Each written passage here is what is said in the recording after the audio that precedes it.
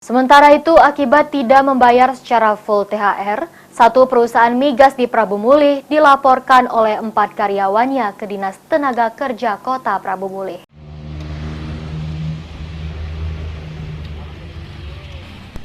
Meski sudah ditetapkan oleh pemerintah pembayaran THR diberikan H-7 Idul Fitri, serta dibayar penuh sebulan gaji, namun masih ada saja perusahaan yang belum menepatinya.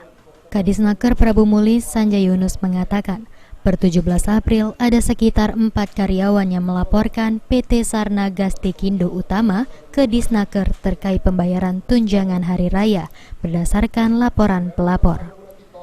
Perusahaan yang bergerak dalam bidang minyak dan gas tersebut disinyalir tidak memberikan full THR, sehingga Disnaker Prabu Mulih akan membentuk tim dan membuat SK untuk pihak home industrial atau perusahaan yang bersangkutan.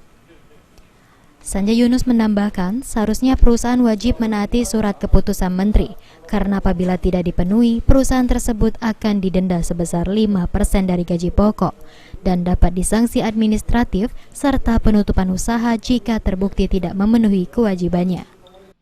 Per 17 April 2023 itu ada pelaporan ke PT Sarna Gastikindo Utama.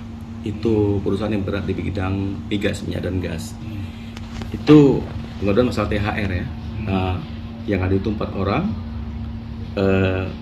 Mereka mengadu karena mereka yang terima uang THR yang mereka terima itu tidak sesuai dengan gaji pokok. Kurang dari gaji pokok sesuai kewajiban itu. Ya.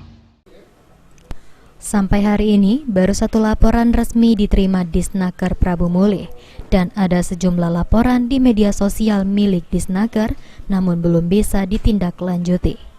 Beni Firdaus, PAL TV.